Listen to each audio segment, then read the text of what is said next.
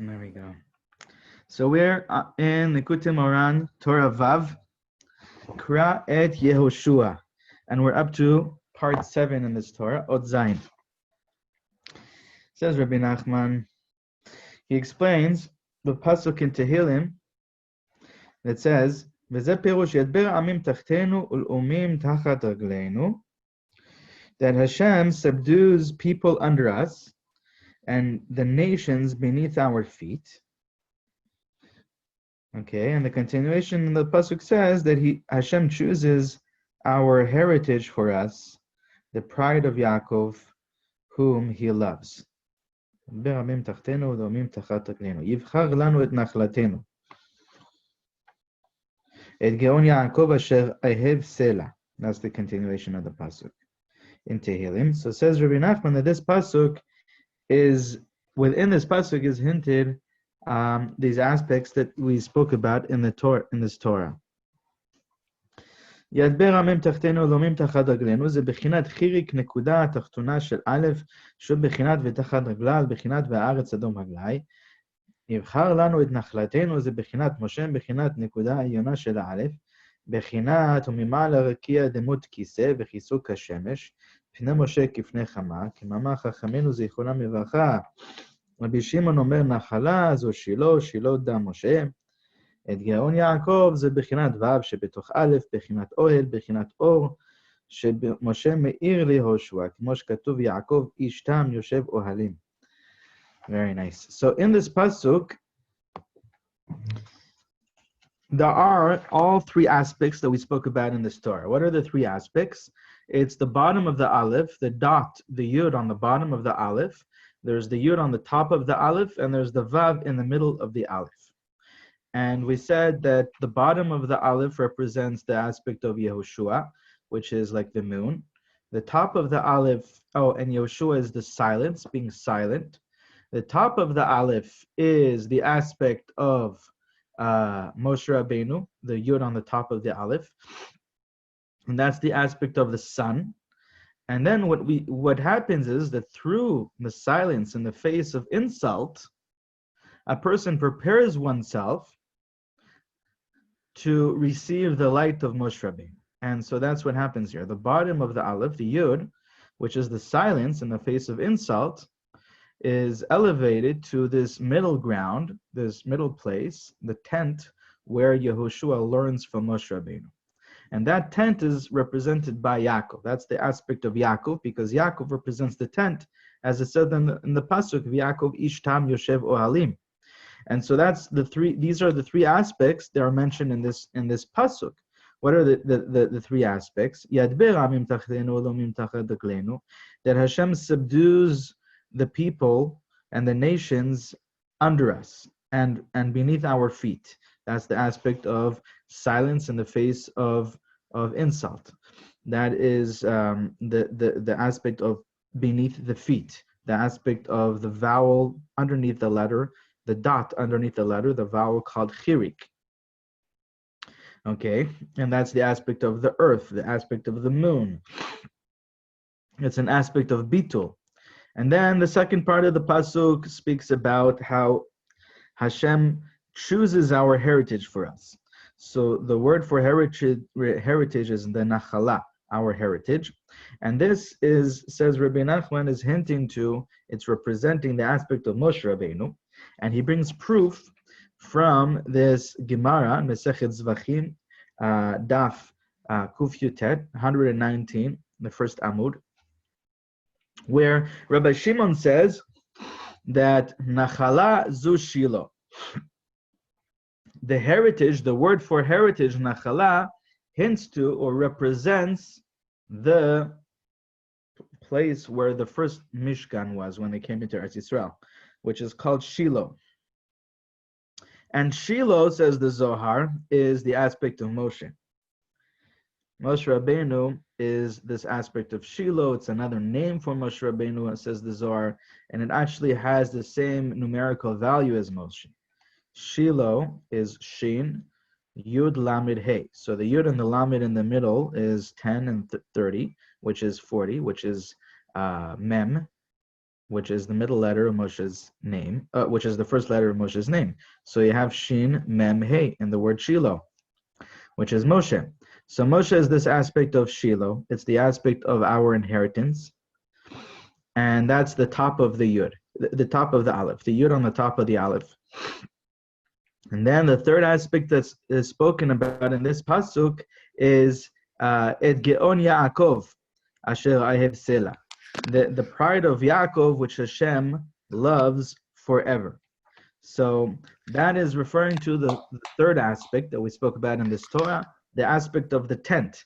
It's the aspect of where Yehoshua learns from Moshe, where Yehoshua receives the light from the sun.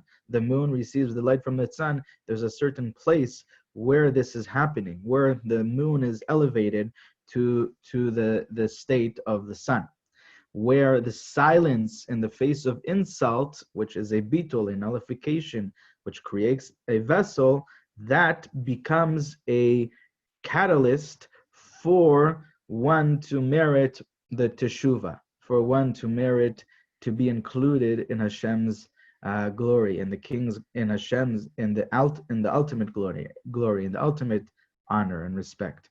The kevod elokim haster davar.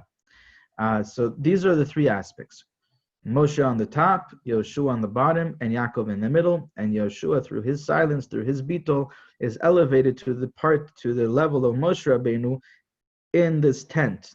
That's where it happens, in the Vav of the Aleph.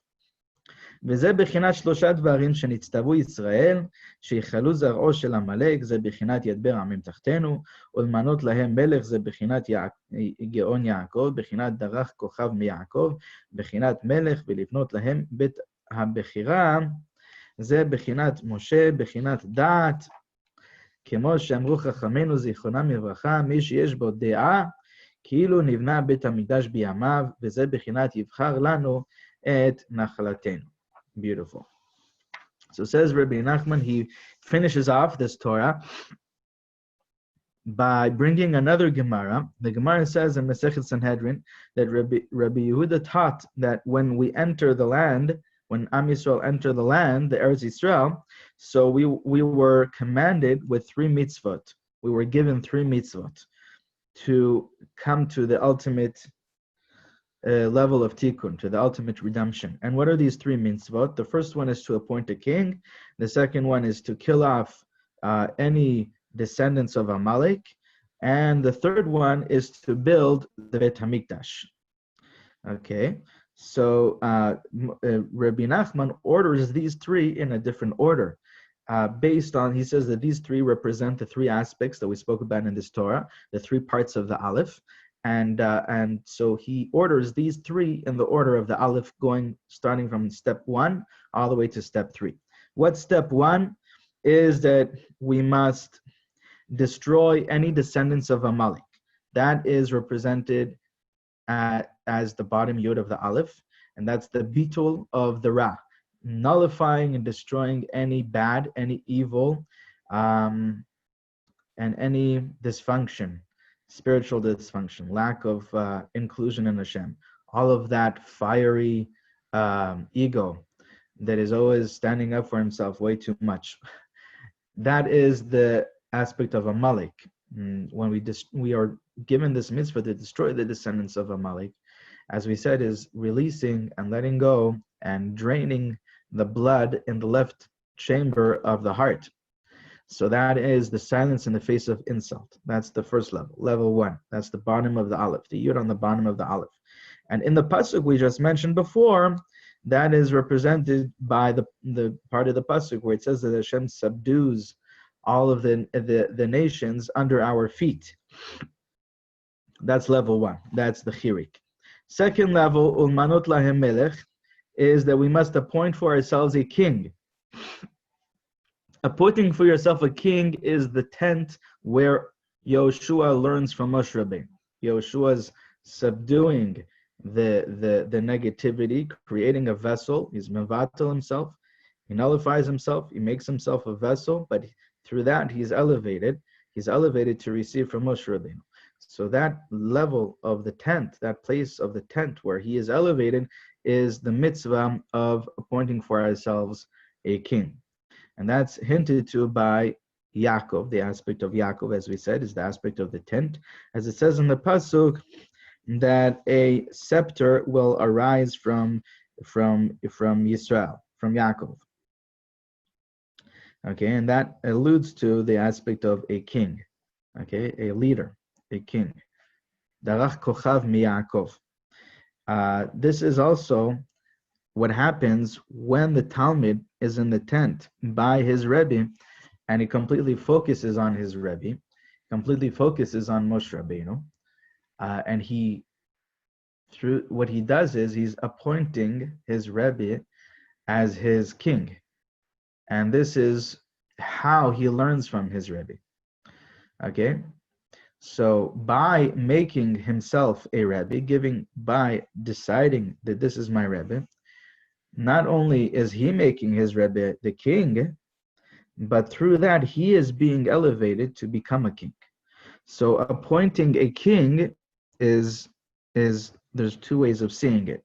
Why is appointing the king the aspect of Yaakov? Well, we proved that from the Pasuk that says that a king will come forth from Yaakov.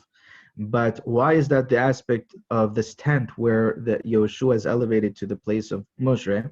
Because not only is Yehoshua turning to Moshe as his king, but there is an appointing of a king happening in the tent. Yehoshua is becoming a king by learning from Moshe Rabbeinu. Okay? And then the third aspect is this mitzvah that we were commanded to build the Beit HaMikdash. And building the Beit HaMikdash, Rabbi Nachman, throughout Likutei Moharan, many places, explains how the Beit HaMikdash is the aspect of Da'at. He brings many proofs from Psukim and from Gemaras. The aspect of Da'at is the Beit HaMikdash. And the aspect of Da'at is Moshe Rabbeinu. So the third mitzvah of building a Beit HaMikdash is the top of the Aleph, the Yud on the top of the Aleph, which is Moshe Rabbeinu, which is the aspect of the sun. Okay. He brings one of the proofs here. He says that there's a Gemara that says that anyone who has Da'at, it is considered as if the Beit HaMikdash was built in his days. Okay, so this Gemara is completely the opposite of another Gemara that we know. Everyone speaks around about it during the 3 weeks usually leading to Tisha B'Av, that it says that anyone who in his generation the Beit HaMikdash was not built, it's as if he had took part in the destruction of the Beit HaMikdash. Okay, but here we see that there's another Gemara that says in Mesechet Brachot, Daf Lamed Gimel Lamed Aleph, that if someone has that, it's as if the Beit HaMikdash was built in their days. So we see that the point that is needed, the light that we need in order to build the Beit HaMikdash is the light of the Da'at, which is divine consciousness, which is the Torah and Emunah and Bitachon, believing and trusting in the Ribono Shel Olam, and knowing him through his Torah and through the Torah perspectives of everything in life. Okay, and so this is the other aspect that was spoken about in that pasuk that he mentioned before, that Hashem chooses our heritage for us. What is our heritage? Our heritage, as we said, is Shiloh, which is the Mishkan, which is the place of the Beit HaMikdash also. Beit HaMikdash is an aspect of Mishkan. And as we said, Shiloh is the numerical value as same as Moshe. Because Shiloh, as the Tikkun HaZohar says, is Moshe Rabbeinu. And it's another name for Mashiach. So Mashiach is also an aspect of Moshe and also an aspect of Shiloh, because these are all the same point. It's the point of the Beit HaMikdash. So the Beit HaMikdash has a representation in space, in the dimension of space. Also has a dimension in the dimension of souls. It's the Moshe Rabbeinu of the generation, is the Beit HaMikdash of the generation, and he is the source of Da'at for that generation. He is the light of Da'at, just like the Beit HaMikdash is. And so that's why he is the Shiloh, he's our inheritance, he's the Beit HaMikdash. Okay, so now it says that until here, everything that we read until here is all word for word from Rabbi Nachman. Now, from here on until the end of the Torah is Rabbi Natan coming and expanding and kind of unpacking these ideas a little bit more and explaining them a little bit more. Okay, so we're up to Chet, letter, the eighth part of the Torah. וזה פירוש ויאמר השם אל משה קרא את יהושע. So now we're going back to the beginning. This Torah started off with this pasuk where it says that Hashem says to Moshe, call upon Yehoshua. And he tells him, Hashem says to Moshe that the time is coming for him to pass away. So now he should summon Yehoshua, he should call upon him, and they should both present themselves, they should both meet in the Ohel Moed, where Hashem will appoint him. Okay, v'yatzavu ba'ohel. Okay, so what does this mean? This was the beginning of the Torah. How is this Torah included and hinted to in this pasuk? Moshe hu nekuda elona v'Yehoshua hu nekuda tachtona. והתייצבו באוהל זה בחינת הרקיע, בחינת הוו, שבתוך האלף, ועצבנו, כי משה היה צריך אז למסור הכל יהושע, ואין שלטון ביום המוות, כי בשעת הסתלקות הצדיק אין לו שליטה וכוח להעיך ליהושע, על כן דייק ועצבנו אני בעצמי, כי חזרה הממשלה לקדוש ברוך הוא. וכלל כל העניין כלול בתמונת א', שהוא נקודה עליונה ונקודה תחתונה וו, ודוק מאוד. So, the pasuk is saying, Hashem says to Moshe, call upon Yehoshua, summon Yehoshua. You should, both of you, meet up in the tent of meeting. That's the literal translation of Ohel Moed. Okay, so Rabbi Nachman is saying that here you have Moshe, which is the top of the Aleph, the Yud on the top of the Aleph, and Yehoshua, the bottom of the Aleph, the aspect of the Bitul, the Chirik, and they're both meeting in the Vav. They're both meeting in this tent, the Ohel Moed, which is the place where Yehoshua receives and is appointed. He receives that higher level from Moshe Rabbeinu. And the reason why Hashem says that I will appoint Yehoshua, even though according to this Torah, Yehoshua receives that next level from the Son, from Moshe Rabbeinu, is because it was the day that Moshe Rabbeinu passes away. And Rabbi Nachman brings this idea from the Gemara that, and the Midrashim, that on the day that the tzaddik passes away, he doesn't have that power to give on, to give over as he did while the rest of his life. And that's why the power to appoint Yehoshua was by Hashem, and Hashem needed to appoint Yehoshua. But this is happening through Moshe. It's happening because of Moshe. And so that's what this whole Torah is all about. So we must understand, we must know that the Talmud, which is the Bitul, the vessel that receives the silence, that receives the light, that receives the Tikkun, it's received from the Son, it's received from the Moshe, and it's received inside the Ohel Moed, it's received inside the tent, and ultimately it's received from Hashem through the Moshe Rabbeinu. Okay, והוא עניין שאמרו חכמינו זיכרונם לברכה שקודם כניסת ישראל לארץ הוזהרו לקיים 3 מצוות: להאכיל זרעו של עמלק ולבנות להם בית הבחירה ולמנות מלך. להאכיל זרעו של עמלק הוא בחינת יהושע נקודה התחתונה, כי גם מחיית עמלק תלוי ביהושע, כמו שכתוב צאי לכם בעמלק וכמבואר בזוהר עיינה.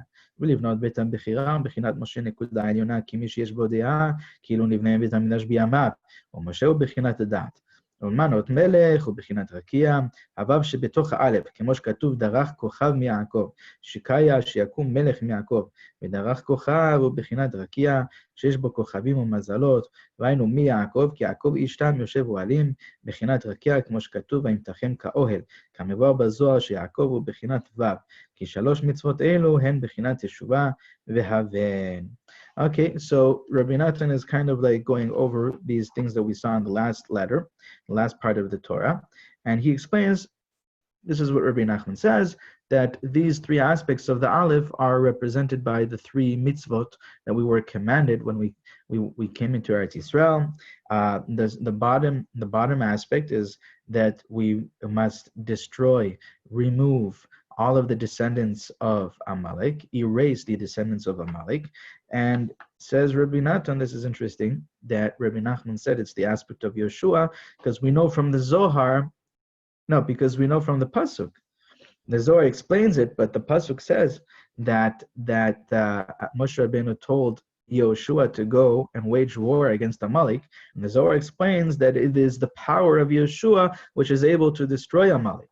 So this destroying of Amalek, which is the bitul, is specifically the aspect of Yehoshua. It's the power that Yehoshua has, the power that the moon has, the power that the Talmud has, is to subdue all of the resistance and to be a proper vessel, through which it becomes a proper vessel. The second aspect, the next aspect was the mitzvah to build a Beit HaMikdash, which is the aspect of Moshe Rabbeinu, the top of the Aleph, the Yud. As we said, that's the aspect of dat, and anyone who has dat is as if the Beit HaMikdash was built in his days, because Beit HaMikdash is the aspect of dat, which is the aspect of Moshe. And then the other mitzvah was to appoint a king. Appointing the king represents the firmament, the rakia, which is the vav of the Aleph. And that's why the proof that Rabbi Nachman brings to this is the pasuk about this star. This star will shine from Yaakov. That's the little translation of the pasuk, V'darach kochav miYaakov, which means that a king will be appointed from Yaakov. That's the way Rashi explains it. That's the way Chazal explain it. And so the stars are all in the firmament. They're all in the rakia, in the Shamayim. And that's called, another way of calling it. There's a pasuk that says Vayimtachem ka'ohel, that Hashem stretched them out, the skies. He stretched out the firmament like a tent. So we see this connection between the Shamayim, the rakia, and the ohel, and the aspect of Yaakov, which is the place where Yehoshua learns from, where the moon receives from the sun. Where is that? It's in the Shamayim, it's in the rakia, it's in the firmament.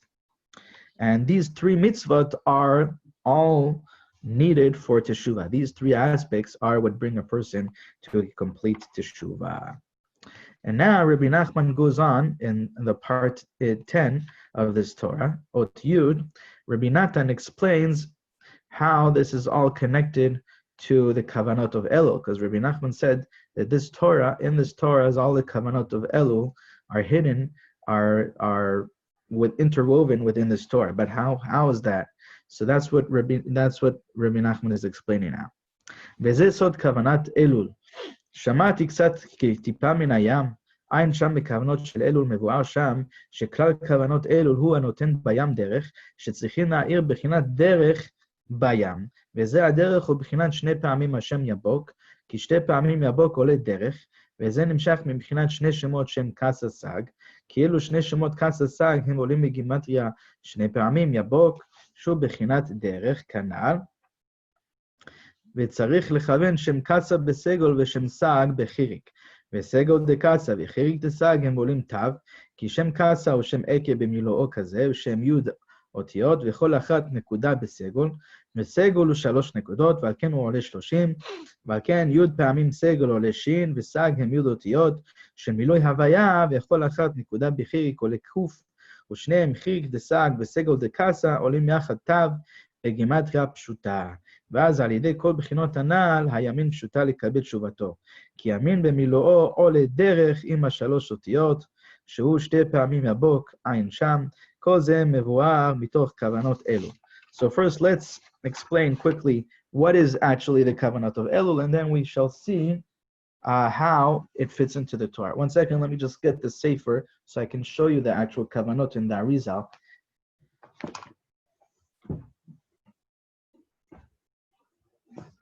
Okay. So we have here.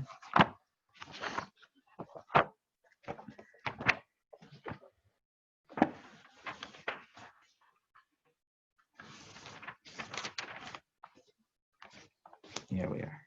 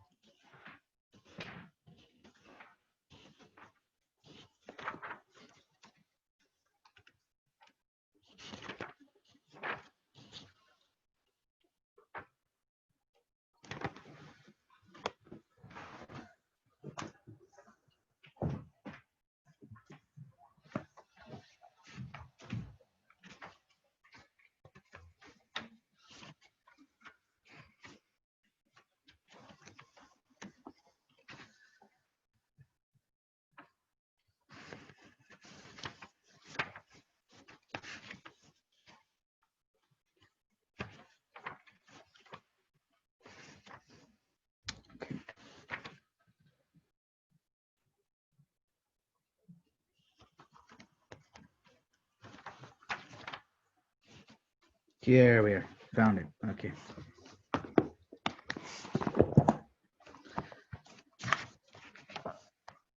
This is it here. Maybe I'm going to send it to you by WhatsApp. I'll send you a scan. 1 second. Okay, can you see this? Yeah, it's clear. Yes. See it. As we hold it still, I see it clear. Right. Okay, so that's why I'm going to send it to you by WhatsApp so that you can look at it and I can look at it. Here we are.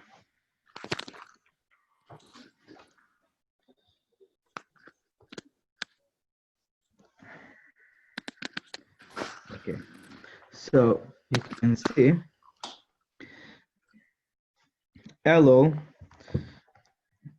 Okay, you take the word Elul, the name Elul, the name of the month, and you split it into two. Elul, Aleph Lamed and Vav Lamed. And this is also known because we know that the famous Rashi Tevot for Elul is Ani Dodi V'Dodi Li. I am to my lover and my lover is to me. Right. So these are two parts. I am to my lover is Aleph Lamed. My lover is to me. Hashem is to me is the Vav Lamed, is the second part of Elul. So the first part of Elul, Aleph Lamed, is a numerical value of 31, and that represents the three Yuds and the Aleph of the name of Hashem called Sag. Again, you see they are in big. And then the Vav Lamed represents the three Yuds and the Aleph of the name of Hashem called Kasa, which is 161. It's Aleph Ke Yud Ke and they're written out with Yuds. So that's Elul, okay? And these two names, Sag and Kasa, both of them together, have the numerical value of Derech. Derech. Okay, so this yichud, this kavana, is built on the pasuk Hanotin Bayam Derech. Hashem puts in the sea, he makes a pathway within the sea. So the derech, the pathway, is the numerical value of these two names of Hashem, and they are represented by the month of Elul. So ultimately, what the kavana is saying, that Elul, the month of Elul, is this pathway that Hashem puts in the sea. What is the sea? The sea is the Malchut. Okay, so it's a pathway for the Malchut to be returned to its source.